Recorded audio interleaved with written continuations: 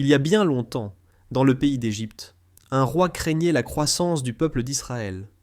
Il ordonna que chaque garçon hébreu nouveau-né soit jeté dans le Nil. C'est dans ce climat de peur qu'un enfant vit le jour. Sa mère, Jochebed, ne pouvait se résoudre à le voir mourir. Alors, pendant 3 mois, elle le cacha. Et quand elle ne put plus le garder, elle le déposa dans un panier d'osier enduit de goudron et le confia au fleuve, le cœur lourd, mais rempli de foi. Ce panier flotta doucement jusqu'à ce qu'il soit trouvé par la fille du pharaon, venue se baigner. Touchée par les pleurs du bébé, elle décida de l'adopter. Et dans une ironie divine, c'est la propre mère de Moïse qui fut choisie pour l'allaiter, le temps qu'il grandisse. Ainsi, ce petit garçon, voué à la mort, grandit au cœur même de la maison de celui qui voulait sa perte.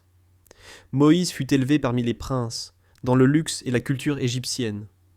Mais il n'oublia jamais son peuple. Un jour, en voyant un Égyptien frapper un Hébreu, il intervint et tua l'homme. Découvert, il dut fuir. Il abandonna palais, titres et confort pour le désert. Il arriva à Madian, y devint berger, épousa Séphora, la fille du prêtre Jéthro, et mena une vie simple. 40 ans passèrent. Il pensait peut-être que tout était derrière lui, mais Dieu, lui, n'en avait pas fini.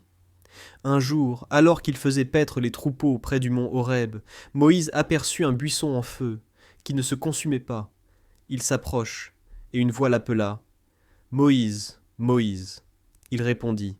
« Me voici. » Dieu se révéla à lui. « Je suis le Dieu de tes pères. J'ai vu la souffrance de mon peuple. Va, je t'envoie vers Pharaon. Tu feras sortir mon peuple d'Égypte. » Moïse hésita, objecta. « Qui suis-je, moi, pour accomplir cela ?» Mais Dieu lui répondit. « Je serai avec toi. » Moïse reçut des signes pour prouver qu'il parlait au nom de Dieu. Son bâton devint serpent, sa main devint blanche comme la neige, puis saine à nouveau. Dieu lui promit aussi l'aide de son frère Aaron pour parler. Moïse, rempli de crainte, accepta finalement sa mission. De retour en Égypte, il se présenta devant Pharaon. « Ainsi parle l'Éternel, le Dieu d'Israël, laisse aller mon peuple. » Mais Pharaon refusa. Son cœur était dur. Alors Dieu envoya des signes puissants sur l'Égypte. Les eaux du Nil devinrent sang. Des grenouilles couvrirent le pays, puis les mouches, la peste, la grêle, les sauterelles, l'obscurité. Et enfin, la 10e plaie, la mort des premiers-nés. Cette nuit-là, les enfants d'Israël, obéissant à l'ordre divin, avaient mis le sang d'un agneau sur leurs portes. L'ange de la mort passa, mais ne toucha pas leur maison. C'était la première Pâque, le souvenir éternel de la délivrance. Brisé, Pharaon relâcha le peuple. Mais rapidement, il changea d'avis et lança ses armées à leur poursuite. Israël se retrouva coincé entre la mer Rouge et les chars égyptiens.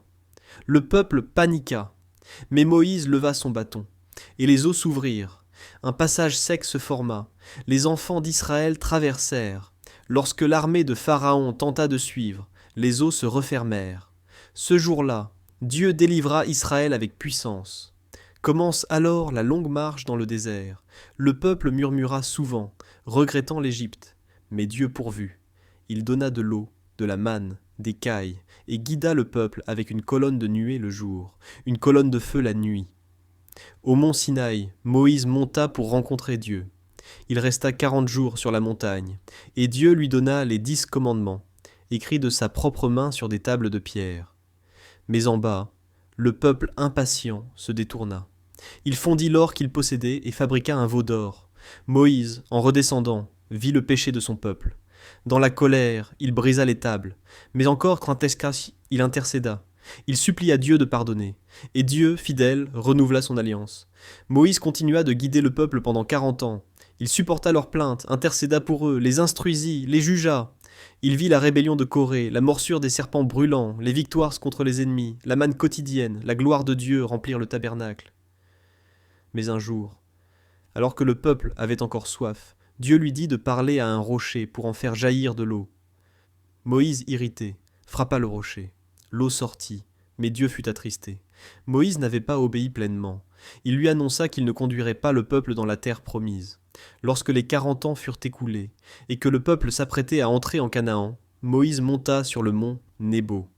De là, il vit toute la terre promise. Il la contempla, cette terre qu'il avait tant attendue. Mais il savait, son temps était venu. Moïse mourut là, seul avec Dieu, et l'Éternel lui-même l'enterra dans un lieu que nul ne connaît.